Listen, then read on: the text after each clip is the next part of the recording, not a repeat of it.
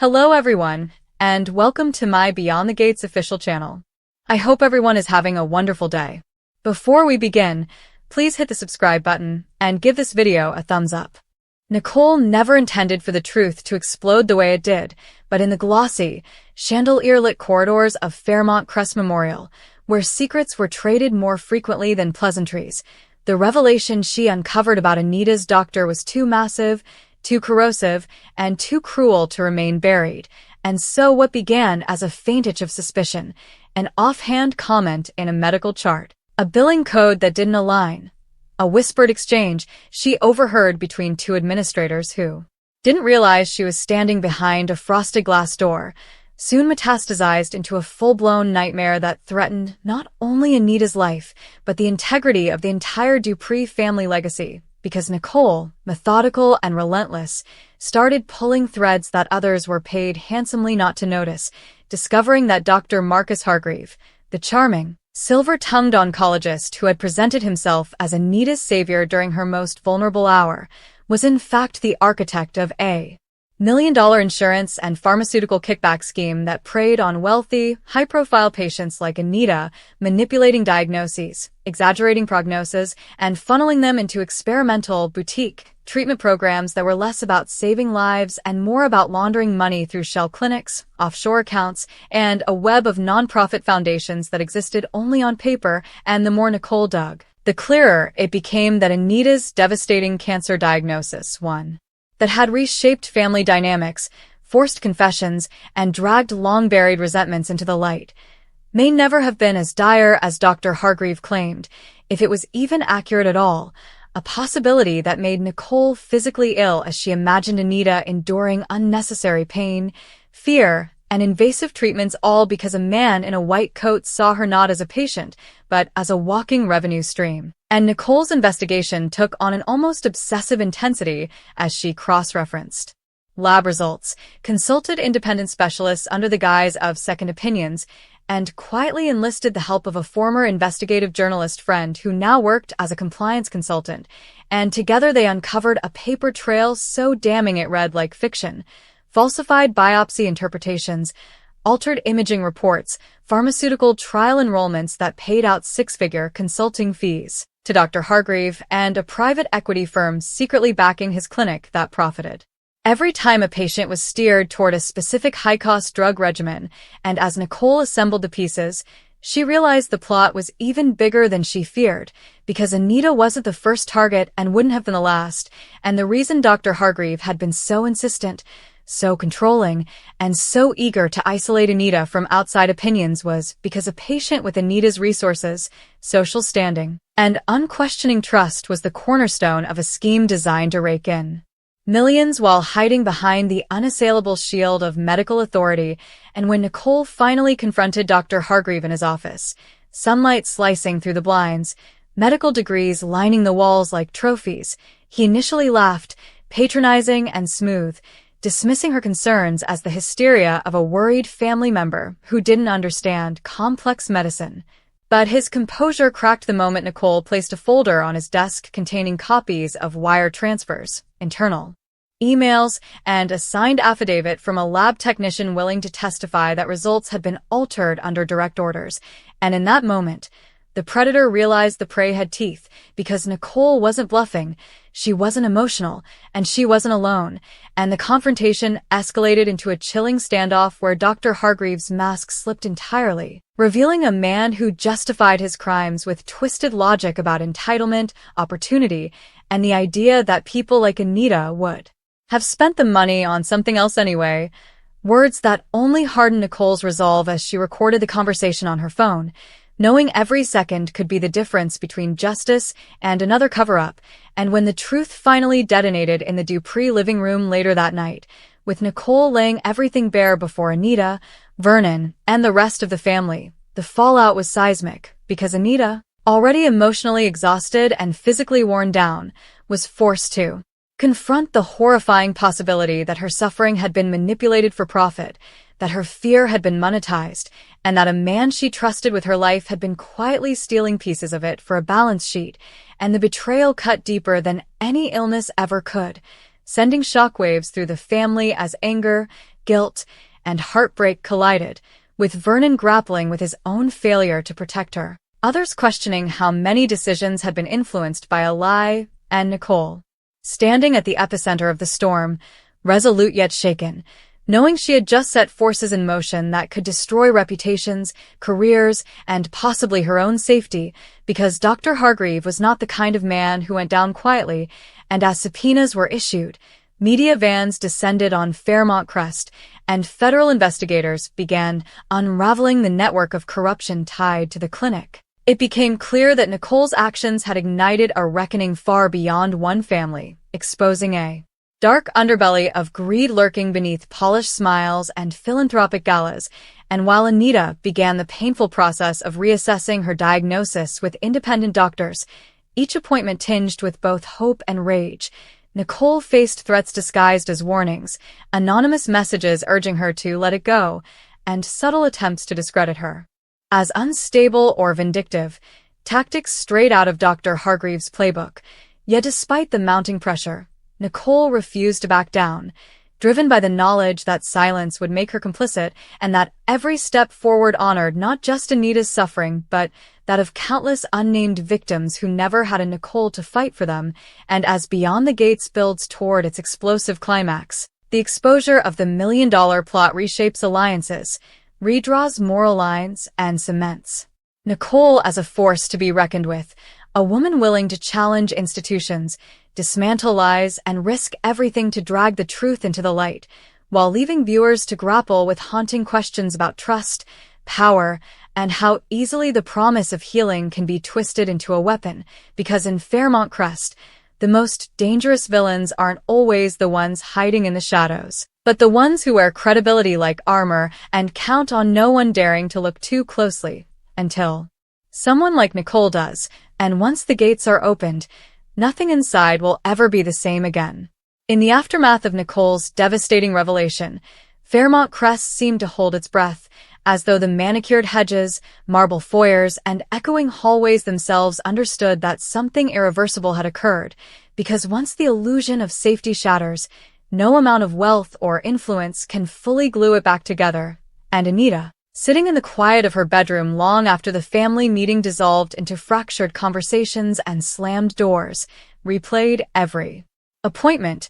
every reassuring smile from Dr. Hargreave, every moment she had swallowed her fear because a man with credentials told her to trust him, and that realization gnawed at her more fiercely than any physical pain she had endured, fueling a slow-burning fury that transformed grief into resolve, while Nicole, unable to sleep, continued to dig even deeper, knowing instinctively that what she had exposed was only the visible tip of a much larger, uglier machine, because the money trail didn't just implicate one corrupt doctor, but pointed toward hospital board members, pharmaceutical executives, and shadowy intermediaries who specialized in exploiting the gray areas of medicine where ethics blurred and profit thrived. And as the days passed, new details emerged with relentless precision. Former patients coming forward with eerily similar stories, nurses confessing to being pressured into silence, and a whistleblower from a rival clinic revealing that Dr. Hargreave had been under quiet investigation years earlier, but had escaped consequences thanks to generous donations and well-placed connections,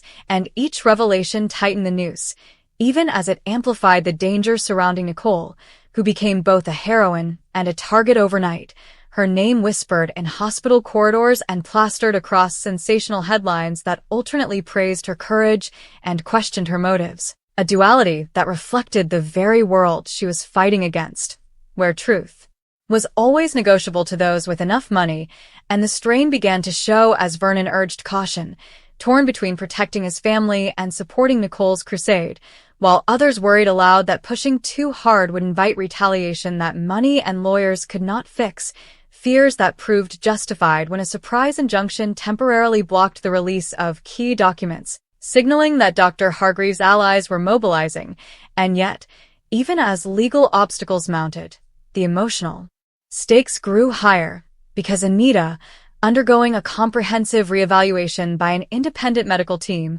learned that while she did have a serious condition, its severity had been grotesquely exaggerated, that certain treatments she endured were unnecessary, and that the emotional toll inflicted upon her had been entirely avoidable, a revelation that broke her down in raw, unfiltered sobs before rebuilding her into something harder, sharper, and unwilling to be victimized ever again. And when she finally faced the cameras alongside Nicole, choosing to speak publicly despite the humiliation and pain, her voice trembled not with weakness, but with righteous anger as she declared that no one, regardless of status, should be allowed to turn human suffering into a business model, a statement that resonated far beyond Fairmont Crest and sent shockwaves through donor circles and boardrooms alike, prompting resignations, emergency audits, and frantic damage control meetings. While behind the scenes, Dr. Hargreaves' world began to implode as bank accounts were frozen, travel privileges revoked, and former allies distanced themselves with astonishing speed, proving that loyalty in such circles was always conditional, and still, even cornered, he refused to accept defeat, launching a vicious counteroffensive aimed squarely at Nicole by leaking doctored messages and half-truths designed to paint her as unstable and obsessed, a tactic that briefly muddied public perception until Nicole, anticipating such a move, released time-stamped recordings and corroborated evidence that exposed the smear campaign for exactly what it was, further cementing her credibility and pushing the scandal into an entirely new phase, one where the narrative was no longer about whether corruption existed, but about how deeply it had burrowed into institutions people trusted with their lives. And as federal charges loomed, tensions within the Dupree family reached a breaking point, old secrets colliding with new betrayals as some members grappled with guilt over ignoring red flags, while others confronted uncomfortable truths about the privilege that had once insulated them from consequences, making the scandal not just an external battle but an internal reckoning. And in one of the most emotionally charged moments yet,